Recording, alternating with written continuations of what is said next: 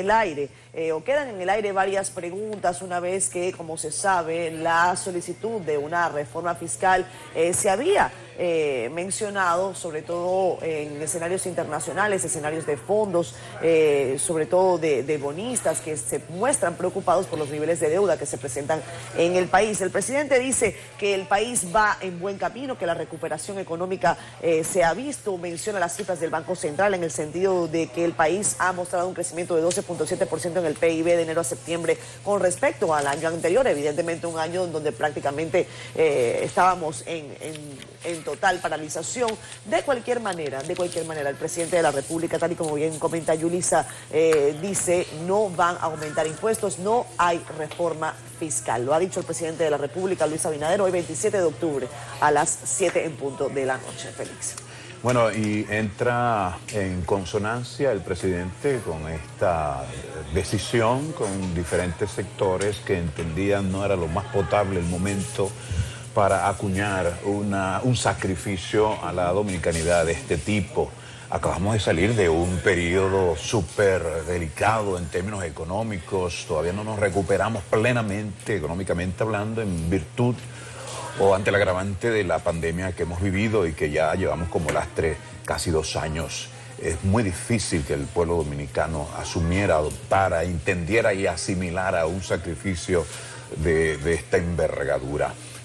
Lo que sí llama la atención, Catherine y Yulisa, es que el presidente entre en consonancia igual con diferentes líderes políticos que de igual manera se oponían a la reforma. Algunos no tenían una oposición radical, sino que pedían una posposición de la misma, dando a entender que de buenas a primeras o tarde que temprano era necesario este sacrificio. Bueno, las palabras del presidente se han centrado en resaltar cuál ha sido el trabajo del gasto que ha estado haciendo el gobierno. Ha dicho que de enero a septiembre del año 2021, en comparación con enero a septiembre del año anterior a su gobierno, hay una disminución de 255% menos de gastos. Se ha referido al tema de la publicidad, que también ha sido criticado a nivel de diferentes medios y por diferentes partidos de oposición, y el presidente dice que ha gastado no menos, sino menos y mejor que gobiernos anteriores, y dice que tan solo en este renglón se ha reducido en un 70%. Nosotros tenemos aquí invitados esta noche, Catherine, Félix, tenemos al señor Luis Reyes y tenemos a Jaime Aristi Escuder, y con ellos justamente vamos a comenzar analizando qué les parece lo que ha dicho el presidente de la República en apenas estos 9 minutos. Buenos días, buenas noches a los dos. Buenas tardes. Buenas tardes, buenas noches. Estamos a todas las horas, y eso nos pasa, ¿eh? Claro que sí. Luis Reyes, Jaime Aristi, buenas noches, bienvenidos a los dos. Buenas noches. Buenas noches. Bueno, es un gusto para nosotros recibirlos. En principio, lo obvio, ¿no? Lo evidente. La expectativa estaba en la pregunta de si el presidente tomaría o no la decisión, una vez que, recordemos, el 12 de octubre, incluso esa semana, se filtró un documento a la prensa en donde se hablaba de una reforma fiscal con todos los pes y las pas. Hoy el presidente dice no hay reforma fiscal, no hay aumento impositivo. Señor Reyes, como usted no es de la casa, pues le doy en principio la palabra. El invitado. Muchas gracias, muy amable, Catherine. Un placer estar aquí con ustedes. Miren, después del ensayo que hizo el gobierno, filtrando un documento con una glosa de figuras impositivas que tenían potencial de convertirse en parte de la reforma fiscal, y del amplio rechazo que recibiera este documento por parte de sectores de la sociedad dominicana, sectores empresariales, sectores políticos, sectores de la sociedad civil, era entendible que el presidente terminara con lo que le ha expuesto hoy al país, diciendo que no se va a impulsar una reforma fiscal. Yo creo que eso es sensato. En medio de una situación donde ha habido un desbordamiento de la inflación, donde todavía el mercado de trabajo, aunque claramente se ha venido recuperando, todavía hay más de 400,000 personas que salieron del mercado de trabajo, que están desalentados y que no se animan a buscar trabajo. Por eso es que no se nota la situación de desempleo, porque eso no se computan como desempleados, pero realmente están ahí. Después de la situación que está viviendo la población, situación de corte de energía eléctrica, de apagones, situaciones sumamente desagradables, era entendible, no habían condiciones desde el punto de vista político y social para impulsar una reforma. Y es sensato lo que ha propuesto el presidente. Eso me parece que fue lo correcto. El gobierno desafortunadamente no trabajó para crear las condiciones que permitieran la aprobación de una reforma fiscal en este momento. Pero más que eso, yo creo que el gobierno fracasó sobre todo en la estrategia de comunicaciones que siguió con este tema. Primero, el globo de ensayo fue terrible fracaso. Y después, las contradicciones, fue una babel lo que ocurrió entre los funcionarios del gobierno. Hubo un momento que en 24 horas, 4 altos funcionarios del gobierno se contradijeron. Y eso es verdaderamente un problema desde el punto de vista comunicacional. Hubo un punto donde yo decía recientemente en un programa, es conveniente que el gobierno detenga esto, porque está enrareciendo el clima de inversiones, está enrareciendo todo el ambiente empresarial, porque cuando hay una situación de incertidumbre como la que planteaba una reforma fiscal, la amenaza de una reforma fiscal, se paralizan las inversiones, se paralizan las decisiones de negocio, y eso no puede mantenerse durante un periodo prolongado porque eventualmente iba a afectar el crecimiento. De ahí que yo concluyo que fue sensato. No obstante, digo lo siguiente, la decisión de no impulsar una reforma fiscal no está exenta de riesgos. Ahora es que la situación se complica y tendremos tiempo para hablar de cuáles son las consecuencias de esta decisión que está adoptando el gobierno. Porque recordemos, ahora se está, digamos que postergando, porque más tarde que temprano el país tendrá que impulsar una reforma fiscal. Pero si el gobierno no impulsa una reforma fiscal en el año 2022, en el año 2023, por razones políticas, va a ser prácticamente imposible, porque no he visto el primer gobierno que impulse una reforma fiscal en un año preelectoral. Jaime Ariztía Escuder, buenas noches, ¿cómo estás? Muy bien, buenas noches y un placer estar con mi querido amigo Luis.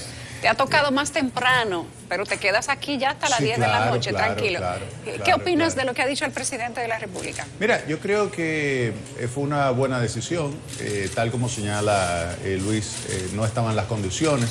Ahora bien, también él sabe por qué lo hizo, no solamente ¿Por qué lo hizo? Porque tenía, digamos, una posición fiscal más holgada de lo que originalmente se preveía al inicio del año. Al inicio del año se preveía que este año íbamos a terminar con un 4% de déficit del sector público o del gobierno en términos generales, y lo que se está registrando es que es muy probable que estemos con un déficit de 1 a 1.5% del Producto Interno Bruto. ¿Que eso es poco, mucho, no justifica una reforma? Es 4% y bajaría, o sea, que no se gastó, en primer lugar no se gastó lo que se debió haber gastado de inversión pública, no creo que ya lo gasten de aquí a final de año. Hubo más ingresos de lo que realmente se proyectó, se presupuestó. Es decir, que desde ese punto de vista el gobierno tiene una mejor posición. Y dada esa mejor posición, entonces puede tomar esta decisión de posponer lo que sería la reforma tributaria. Hay que señalar también que ya para el año que viene habrá algunas partidas que no la tiene, digamos, seguro en términos de obtener más recaudaciones, que sí obtuvo en este periodo, que son recaudaciones transitorias, como por ejemplo los pagos por adelantado de Barrick, así como también los adelantos del sistema bancario. No lo va a tener este año 2022, pero yo creo que él está apostando a enfrentar la evasión. No lo dijo, obviamente, pero el camino que tiene abierto entonces es enfrentar la evasión. El presidente tiene que mejorar la posición financiera para el año que viene, que presenta un presupuesto de 3% del Producto Interno Bruto. Me da la impresión de que ese presupuesto está muy ajustado, le va a ser difícil alcanzarlo, pero él pudiera tratar de mejorar la posición fiscal mediante la disminución de la evasión. Nosotros hemos presentado algunos números recientemente con relación a ese tema, y si se lograse mejorar la digamos, eficiencia del sistema tributario dominicano al promedio de América Latina, se pudiera registrar, si solamente se hace con el ITEVIS, impuestos sobre la renta y impuestos sobre las personas físicas, se pudiera alcanzar un nivel de recaudaciones de 4% del Producto Interno Bruto adicional. Tú me dirás, mira, eso es dificilísimo, eso es complicado, nunca nadie se ha logrado. A mí me encanta cuando me dicen que nunca se ha logrado, que algo imposible, porque cuando me dicen que algo es imposible, se puede hacer. Y yo creo que se pudiera, no el 4% quizás, pero se pudiera establecer una meta de 2 puntos porcentuales del Producto Interno Bruto de recaudaciones adicionales. Y eso... Que eso provendría de la evasión. De la evasión. Es decir, identificar, y ya se puede hacer con varios elementos que se pueden poner sobre la mesa, se pudiera identificar a los evasores y cobrarle con el sistema tributario actual. Es decir, sin cambiar el sistema tributario se pudiera generar un mayor nivel de recaudaciones. Y con eso entonces mejorar la posición fiscal y mandar ese mensaje a las calificadoras de riesgo. Yo creo que es importante que quede claro de que la posición del gobierno, la posición fiscal es mejor de lo previsto y para el año que viene se pudiera mejorar si hay medidas específicas de parte de la Dirección General de Impuesto Interno y la Dirección General de Aduanas para reducir la evasión. Yo creo que ese mensaje tiene que llegar a las calificadoras de riesgo y también tiene que llegar a los organismos internacionales, específicamente Fondo Monetario Internacional y Banco Mundial, que son los que han estado tratando de que mejore la posición fiscal del gobierno. Félix. Es importante evaluar la proclama del gobierno en cuanto a lo que establece con relación a la calidad del gasto, el gasto público. Es muy importante evaluar desde fuera porque desde dentro pudiéramos decir que todo está bien.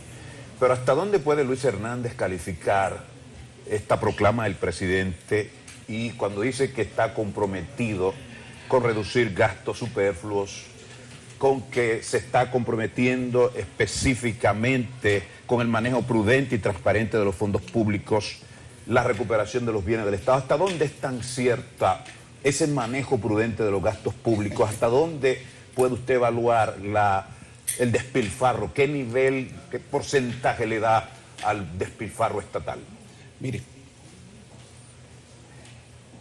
uno cuando escucha estas cosas, de verdad uno quisiera creer que le aportaran la evidencia para convencernos a todos, sobre todo los que trabajamos estos asuntos. En realidad, cuando yo escucho al señor presidente referirse al tema de la calidad de gasto, yo pienso que eso es parte del adorno del discurso del presidente. Yo quiero que ustedes me digan, que me explique alguien, ¿cuál es el primer funcionario del gobierno que ha definido qué es calidad de gasto? Calidad de gasto es más que un discurso, es una metodología. Que le expliquen a la población dónde han aplicado una metodología de calidad de gasto. Hay que metodologías estándares. Y eso el gobierno no lo ha hecho decisivamente. Y yo he retado en más de una ocasión a los funcionarios del gobierno que expliquen dónde ellos están utilizando dos conceptos que se refieren a la calidad.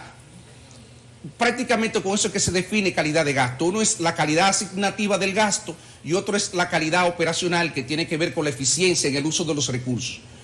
Para que esto deje de ser una discusión bizantina, para que esto deje de ser una discusión sin contenido, no solamente esta administración de gobierno, incluso las administraciones anteriores, deben de definir primero lo que es una línea de base, de dónde partimos, para luego no estar diciendo, yo mejoré, yo hice tal cosa, y no son medibles. No hay calidad de gasto si no es medible el gasto y si no es transparente, que pueda ser medido por cualquiera. Cuando hablamos, por ejemplo, de reducciones de partida de gasto, pues por supuesto que usted va a tener reducciones de partida de gasto en viáticos en una situación de pandemia. Nadie sale, nadie se desplaza. Claro que va a tener, por ejemplo, disminuciones en viajes y otras cosas. Difícil es usted tener, por ejemplo, disminuciones en publicidad, en gasto de publicidad. Si usted revisa agosto, usted va a ver que el Ministerio Administrativo de la Presidencia ha gastado prácticamente, va en una línea de gastar lo mismo que se gastó el año pasado o que se gastó en el año 2019 en el gobierno del presidente Danilo Medina. Y eso es calidad de gasto, igual que nosotros. Nosotros podíamos decir que nosotros aplicamos calidad de gasto, sí, podríamos decir que hubo pilotos y que el gobierno actual mantiene esos pilotos y que qué bueno que ha mantenido esa metodología. Pero eso representa 1.500 millones de pesos de un total de gasto que supera el billón de pesos asignado para el año 2022. Luis, pero cuando el presidente de la República dice hoy en su discurso, y esto es que bueno que lo toquemos de esta manera, cuando él dice hoy que hay reducción en el gasto de publicidad y propaganda de 70%, que está bajando de 5.490 millones de pesos durante el periodo anterior a 1.612 millones de pesos en este, que las partidas de uso discrecional bajaron de 4.437 millones a 161 millones de pesos, una reducción de 2.648%. Cuéntanos desde tu perspectiva por qué esos datos vertidos de esa manera no se constituyen, según tu teoría, en una mejoría de la calidad de gasto. No según mi teoría. Cuando me vaya voy a dejar el cuadro aquí, se lo voy a dejar a ustedes para que ustedes puedan hacer un comparado del gasto, de la tendencia de gasto, porque nosotros tenemos acceso a monitorear estas cosas, sí. Tenemos la evidencia. Y cuando decimos eso, pero no es solamente porque las estadísticas lo apuntan, es porque metodológicamente no hay establecido una metodología. Después lo otro, tú podrías decir, por ejemplo, yo tengo evidencia de instituciones autónomas que están ejecutando gasto de publicidad que no aparece como parte del gasto de gobierno central. Pero eso es falta de transparencia, precisamente, que es parte de las razones, de las buenas prácticas que el gobierno se imputa. Yo quisiera que fuera de otra manera, porque en realidad el gobierno va a necesitar construir una mayor reputación frente a los organismos internacionales y frente a las firmas calificadoras de riesgo. Lo vamos a necesitar, porque en ausencia de una reforma que es reclamada por los inversionistas internacionales, por las firmas calificadoras de riesgo y por algunos organismos, entonces el gobierno va a tener que construir una sólida reputación de un buen gastador y no solamente de un buen gastador en el mejor sentido de la palabra, que lo hace con criterio, de eficiencia y que obviamente trata de impactar la calidad de vida de la población. Debo decir, antes de hacerte la siguiente pregunta, que CDN invitó a través de la Dirección de Comunicaciones del Gobierno a que viniera un representante gubernamental para analizar junto con nosotros este discurso del presidente, pero no mandaron a nadie, para que tengamos eso claro y podamos continuar. No, incluso podemos decirlo. Con invitamos al director de presupuesto. Al parecer también me comentaron posteriormente que está quejado de salud. Hablamos también con el director de comunicaciones del gobierno. Y no pasó nada. Pero te quiero preguntar, quiero preguntarle tanto a Luis como a Jaime, cuando el gobierno dice, con cifras, hemos tenido reducciones en publicidad y propaganda en el mismo periodo de este gobierno, de un año que el anterior, 1.612 millones de pesos. Estamos hablando de mucho dinero. Y se ha hecho lo mismo, dice el presidente. Uso discrecional ha disminuido 2.648%. Alimentos y bebidas en instituciones gubernamentales, 2.136%. Muebles y equipos de oficinas gubernamentales. Sí. ¿Te parece que la cifra no es creíble? Es que tú no puedes. El que le dio esos datos de variaciones se lo dio mal. ¿Por qué se lo dio mal? Porque tú no puedes calcular, la variación es XT menos 1 sobre XT menos 1. Tú no puedes tener una variación por encima del 100%. O sea, el presidente una reducción dice, por encima del 100%. Tú puedes tener un todas aumento. Las reducciones son de 1.000 y 2.000. No, lo calcularon mal. Lo calcularon mal. En el caso del uso discrecional. Hay un error ahí. O sea, tú puedes calcular, óyeme bien, tú puedes tener una reducción, vamos a suponer, tú tienes 100 y llegaste a 0, tú tienes una reducción de 100%. Eso es lo máximo, pero tú no puedes decir que tú redujiste el gasto 2.000%. No, eso es imposible. Es aritmético, es algo aritmético. O sea, XT sobre XT menos 1 menos 1. Vamos a ver entonces. Claramente eso no lo revisó un economista. No lo revisó un economista, bien. Él dice, por ejemplo, en el caso de las dietas y alimentos, todo está en porcientos. Ahí no se puede saber cuál es el monto en dinero. Pero en el caso del uso discrecional, dice él, de enero a septiembre de 2020 se gastaron 4.437 millones, mientras que en el mismo periodo, pero de este gobierno, apenas se ejecutaron 161 millones de pesos. Estamos hablando de 4.200 y tantos millones de diferencia, porque entre 4.437 y 161, la diferencia es prácticamente de casi el 100%. ¿Qué opinan ustedes en eso? Exacto, se lo dejo a Luis, el gasto público. Yo voy a hablar de otro tema. Miren. Sí. Lo primero es que cuando uno ve el año pasado no es un buen referente para comparar. No es Mire, un buen referente. ni para este caso que estamos hablando, ni para ninguno. De hecho, un economista trataría de evitar una comparación con el año 2020. Un año trataría muerto. porque eso es un año atípico, lo que nosotros llamamos, en inglés decimos un outlier, pero un año atípico. Entonces, uno trata de evitar por lo siguiente. ¿Qué pudo haber gastado el gobierno de la pasada administración en el año 2020, cuando todos estamos confinados? ¿Quién podía salir, por ejemplo, y pedir viático? ¿Qué director de presupuesto no iba a aprobar viático, ni le iba a aprobar viajes, ni le iba a aprobar nada en el año 2020? Yo creo que eso no merece sencillamente mayores comentarios. ¿Qué quiero decir sobre el tema del gasto? Es mejor ver este año, que tampoco es un año absolutamente regular, pero más, digamos, que se presta más a una comparación con el año 2019, y lo que se observa ahí es lo siguiente. En términos generales, el gasto corriente del gobierno es mayor que el que se ejecutaba en años anteriores, porque ha habido aumentos, que es un tema que podemos discutirlo, la pertinencia o no de ese gasto, pero ha habido, por ejemplo, aumento a los agentes de la policía, a los miembros del Ministerio de Defensa, al Ministerio de Salud, a los médicos y a los profesores y otros más, porque el gobierno, ¿qué ha hecho? Que ha redujo la nómina en muchas instituciones, pero aumentó los salarios. Entonces, ojo con esto. También eso no es calidad de gasto. Vamos a poner las cosas de manera clara. Y muchas de esas partidas que estamos hablando son partidas intrascendentes. Tomemos el caso de la OISOE. La OISOE supuestamente el gobierno tenía el compromiso de eliminarla. Entonces coge el presupuesto de la OISOE, lo consolida en un ministerio y eso es reducción de gasto. No, por Dios, no me engañes así de esa manera. Y otras partidas más que se mencionan incluso en el documento de la supuesta reforma que estuvo circulando, ahí se hacían alusión, por ejemplo... El documento huérfano. El documento huérfano, el documento que no tenía padre, no tuvo padre finalmente, no hubo quien reconociera la paternidad de este documento.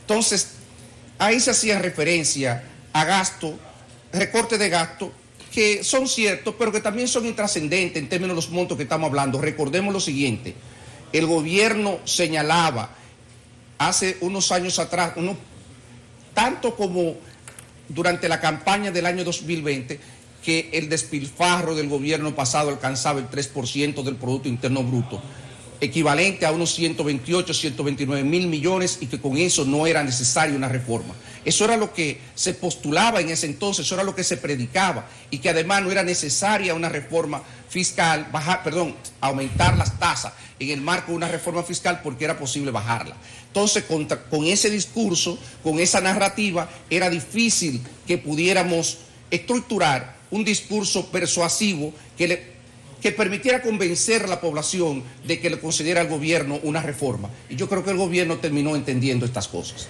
El presidente hablando de economía del gasto, de prudencia del gasto, limpieza del gasto público, que ha reducido estructuras, y usted acaba de mencionar, por ejemplo, una de ellas, que es la OISOE, pero también menciona el CEA, CDE, FONPER, la fusión de la DIAPE y el DICON, entre otras. ¿Esto en qué medida ha podido, se asimila, la población ha asimilado la reducción de gastos en lo que tiene que ver con estas estructuras gubernamentales? ¿Cómo se traduce? En términos de decencia del gasto, la eliminación de estas instancias? Ese es un buen ejemplo, Félix, que usted acaba de poner. Todos conocemos que DICON y la DIAPE no han desaparecido. Se consolidaron en una estructura, pero eso no es reducción de gasto, por Dios. Eso no es reducción de gasto, porque usted ha dejado el mismo personal con las mismas partidas de gasto que hay que financiarlo. Incluso esa estructura nueva que se creó tiene recientemente asignado para fines de ejecución presupuestaria 400 millones de pesos, y eso está ahí disponible. Y entonces, ¿cómo es que nosotros reducir es que los servicios prestados por esas instituciones, no solamente en términos de los gastos operacionales, sino del servicio que ofrece como parte de la estructura del Estado, se hubiese reducido, y entonces eso es lo que se reconoce como una disminución de gasto, pero eso no ha ocurrido? Entonces, por eso que yo decía y reitero, cuando uno escucha estas cosas, uno la ve como adorno del discurso del presidente, y que claramente eso no fue revisado por un economista que conociera estos temas. Porque de verdad, en mi caso, jamás en la vida hubiese permitido que el presidente se refiriera a estos temas en los términos que lo ha hecho, como si fuera un gran logro, cuando en realidad eso no lo es. Jaime, hablemos de costo político de las reformas fiscales. En junio de este año vimos lo que ocurrió en Colombia y algunos países de América Latina empezaron a tomar nota para sacar lecciones. El presidente ha decidido no llevar adelante una reforma fiscal. Si no la hace ahora, ¿tú crees que será viable hacerla luego o para cuándo sería posible? Si crees que será posible más adelante. Y si no se va a hacer una reforma fiscal, además de lo que tú comentabas de perseguir la evasión, ¿qué otras alternativas tiene el gobierno para buscar Sí, él recursos? está apostando a dos cosas. Uno, reducir la evasión impositiva y dos, él va a apostar al crecimiento económico basado en el sector privado. Fíjate que él lo resaltó, dijo que ahora no vamos a enfocar en el crecimiento de la economía. Si tú tienes una economía que crece, eso, dada la estructura impositiva, puedes aumentar las recaudaciones. Eso es lo que él va a estar apostando, a eso y la evasión. Y el crecimiento económico, obviamente, que está muy relacionado con tratar de sacar el máximo provecho a la inversión pública, el gasto público. En ese sentido, él va a tener que mejorar la capacidad de ejecutar inversión pública para el año que viene. Este año ha estado muy por debajo de lo que debió haberse ejecutado. Va a terminar prácticamente en la mitad, como mucho, en la mitad de lo que debió haberse ejecutado este año. Para el año que viene tiene que hacer un gran esfuerzo para que esa inversión pública pues pueda lograrse insertar en la economía y aportar al crecimiento. Mientras tanto, es el sector privado. El sector privado este año va a estar explicando alrededor del 90% del crecimiento de la economía y este año el sector privado obviamente pudo crecer por uno, y esto es algo positivo que él señaló, la vacunación facilitó la reapertura y dos, la política monetaria. ¿Y endeudamiento? Yo creo, no, el endeudamiento, pero fíjate que el endeudamiento es para tú ejecutar gasto público, pero el gasto público, que es la inversión, no la ejecutaste. Entonces los recursos están ahí disponibles, pero algo sí importante, yo creo que esto es algo fundamental. Y Luis, que viene no solamente de presupuesto, Luis es un hombre hecho en el Banco Central en realidad. Él sabe lo que es la importancia de la estabilidad macroeconómica, sabe que cuando hay estabilidad macroeconómica hay inversión privada, expansión del empleo, hay creación de salarios, hay un aumento de la demanda agregada, hay crecimiento de la economía y eso crea un círculo virtuoso. Entonces yo creo que ahí está apostando el presidente a continuar con la estabilidad macroeconómica, la estabilidad de precios, la estabilidad del tipo de cambio y en ese sentido él va a continuar con su política monetaria que le ha dado resultados. Fíjate que la política monetaria le ha permitido que este año, a pesar de tener una inversión pública deprimida, le ha permitido recuperarse un 10% de la economía dominicana. Si tú vienes, el tapón que hay para llegar a CDN es impresionante. ¿Por qué? Porque la gente está en la calle, o sea, la gente está demandando, la gente está moviendo la economía y eso está vinculado con la política monetaria, la política que ha estado ejecutando el gobernador Héctor Valdés. La gente está consumiendo. Para los que conectan en este momento con CDN 37, el presidente en sus palabras ha dicho que no va a la reforma fiscal. Dijo que no se trata de gastar más, sino de gastar mejor, solo en lo necesario, que solo en lo que mejore la calidad de vida de los dominicanos y por eso cada peso del presupuesto de República Dominicana tiene puesta ahora la lupa del presidente. Dijo ahora, o sea que antes no tenía puesta la lupa del presidente. Quiero preguntarle a los dos. Sabemos que la evasión es aproximadamente el 4% del PIB. Cifras de la misma Dirección General de Impuestos Internos, que dentro de ese 4% está la evasión del gravamen, del ITEVIS, del selectivo, impuestos aduanales, impuestos sobre la renta, etcétera. ¿Cuál es la forma más viable que tienen las autoridades actuales de perseguir ese inmenso monto que abarca un 4% del PIB y llevarlo a las arcas del Estado? Mira, en realidad yo pensé que el presidente, aunque no enviara una reforma fiscal que incrementara las escalas tributarias de las diferentes figuras, sobre todo el impuesto sobre la renta y del ITEVIS, yo pensé que la reforma iba a estar orientada más en el curso que tú comentas, Yulisa, de cerrar alguna de las brechas de manera que le permitiera al gobierno dos cosas: disminuir la evasión y la elusión fiscal, ambas cosas, porque la elusión fiscal es un tema relevante. Estamos hablando de aquella zona gris de la ley que permite que de forma legal las personas no tributen lo que deberían de tributar en principio, legalmente. Entonces, un esfuerzo orientado a cerrar algunas de las situaciones que se dan, por ejemplo, en el impuesto sobre la renta, sobre todo de las empresas, para hacer que la tributación efectiva de las empresas fuera un poco mayor, a mí me parecía razonable. Me parecía razonable en principio. Algunas otras cosas, por lo menos a futuro, no se puede afectar ya los derechos adquiridos. No podemos caer en la situación que se plantea desde el Congreso, de que vamos a eliminar de raíz el tema de las leyes que crean incentivos a los sectores productivos. Tampoco así, porque ahí hay derechos adquiridos y nos metemos en el tema de la seguridad jurídica. Y nosotros sabemos que eso tiene implicaciones también para el crecimiento y la inversión, a raíz de lo que decía Jaime. O sea, si nosotros queremos crear un buen ambiente empresarial, un buen ambiente de negocio, también tenemos que respetar las condiciones que define el Estado. Entonces, yo pensé que el presidente, el gobierno, se iba a enrumbar más en esta dirección, más en la dirección de cerrar de ese 4% que tú señalas, es posible, y que todos los años, de manera gradual, porque claramente no están dadas las condiciones para una reforma como la que necesita el país, porque ese es otro tema, eso no lo hemos hablado. ¿Cuánto serían las necesidades de una buena reforma fiscal para asegurar la sostenibilidad fiscal y el nivel de gasto que le permita a un gobierno seguir dándole respuesta a las necesidades de la población? 3%, por lo menos 2.5%, en este momento no hay condiciones para eso. Pero sí parecería que existían condiciones, digamos, para 1% ahora, otro por ciento un poco después, e ir avanzando en esta dirección e ir mejorando. Al parecer el gobierno también ha renunciado a esta situación, a esta oportunidad, y yo creo que de aquí en adelante, aunque concuerdo con Jaime que es el camino que va a intentar seguir el gobierno, se me hace cuesta arriba, porque con medidas administrativas solamente no pienso que será tan fácil. Hay algunas cosas que se pueden hacer, por ejemplo, rápidamente, generalizar el tema de la factura electrónica.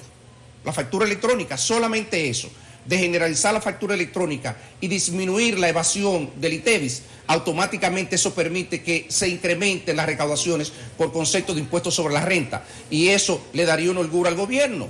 ¿Por cuánto? Podrían significar 20.000, 30.000 millones. En este momento, cualquier cosa es mucho, estaríamos hablando como de 0.5% del Producto Interno Bruto solamente por esa medida. Entonces, estoy de acuerdo con lo que señala mi colega Jaime, de que nosotros aparentemente vamos por esa vía conforme a lo que el presidente ha definido en el día de hoy. Otra medida que se pudiera adoptar es, utilizando lo que está establecido en el sistema tributario dominicano, específicamente en el Código Tributario, crear el agente de percepción para el ITEVIS. Es decir, tú tienes la cadena completa de suministro de un determinado producto y te das cuenta de que hay un eslabón que es informal, y ese eslabón hay una evasión muy grande. Entonces lo que tú puedes hacer es, en el eslabón formal que está justamente antes y que es el que le suministra bienes a ese eslabón informal, pues ese que sea el que calcule cuál es el valor agregado de ese eslabón informal, calcule cuál es el ITEVIS y que se lo retenga, le cobre los recursos y lo retenga y lo envíe a la Dirección General de Impuestos Internos. Con eso tú pudieras reducir significativamente la evasión del ITEVIS, porque se estima la evasión, si mejoramos solamente, óyeme bien, el promedio de América Latina, es decir, si pasamos del nivel actual, que es 38% menor que el promedio de América Latina, pudiéramos perfectamente mejorar en 2.8% la recaudación del PIB, las recaudaciones del ITEVIS, es decir, más que el 2.6% del PIB que se iba a recaudar con este paquetazo. Es decir, que se puede trabajar. Algunos me dicen, y vuelvo y señalo, no, que eso es muy difícil. Óyeme, no es difícil, lo que hay que poner voluntad, empeño y conseguir las cosas. Yo creo que se puede mejorar significativamente las recaudaciones enfrentando la evasión. Y me parece que por ahí es que viene la cosa. Yo te aseguro que ahora mismo debe estar el presidente diciéndole a sus dos recaudadores, ustedes tienen luz verde, tienen que enfrentar la evasión impositiva y tienen todo mi apoyo. Y al mismo tiempo le está diciendo al Banco Central, manténme la estabilidad macroeconómica, que sea el sector privado que crezca, que crea valor añadido, y que ese valor añadido que sea base imponible, hecho generador, y que me aumente mis recaudaciones. Esos son los dos mensajes para esos dos grupos del gobierno. Se renuncia a la reforma fiscal, pero cuando salió a flote este tema, los empresarios gritaron de inmediato y recordaron a la sociedad dominicana que se habló primero de la necesidad de un pacto fiscal antes que una reforma. Esto, este ambiente de negocios que necesita el país, un pacto entre gobierno, empresario y sociedad, ¿podría darse ahora a raíz de la renuncia de la reforma? No, yo no creo realmente que estén dadas las condiciones por lo siguiente, lo voy a decir. Miren, un pacto, vamos a hablar exactamente qué es lo que significa un pacto fiscal. Un pacto fiscal no es más que una revisión del contrato social. Hay implícitamente en una sociedad un contrato en el que los ciudadanos le reconocemos a la autoridad la capacidad, la facultad no solamente legal, sino moral, de poder actuar en una serie de direcciones.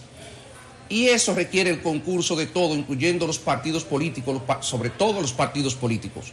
Y yo no creo que estén dadas las mejores condiciones para que haya una participación de los partidos políticos, cosa que déjeme decirle, yo en términos personales lamento. Lamento porque creo que el país, con los logros que ha alcanzado, un pacto fiscal en este momento lo ayudaría a consolidar muchos logros importantes y le quitaría un gran peso a las generaciones presentes de que por lo menos los próximos 10, 15 años nosotros tendríamos el tema de las cuentas fiscales saneadas, porque yo concuerdo con lo que ha dicho mi amigo Jaime Aristi en el sentido de que aquí se han deslindado una serie de campos, de que se le ha dicho al Banco Central, mira Banco Central, de ahora en adelante tú vas a ser el principal responsable, el ancla de la estabilidad macroeconómica y de impulsar el crecimiento. Por eso tienen muchísimos desafíos en términos técnicos, que uno, porque este no es el momento, pero que en algún punto nos sentaremos a hablar de cuáles son esos desafíos. No es tampoco que es una carta blanca, no es libre de riesgo lo que estamos hablando.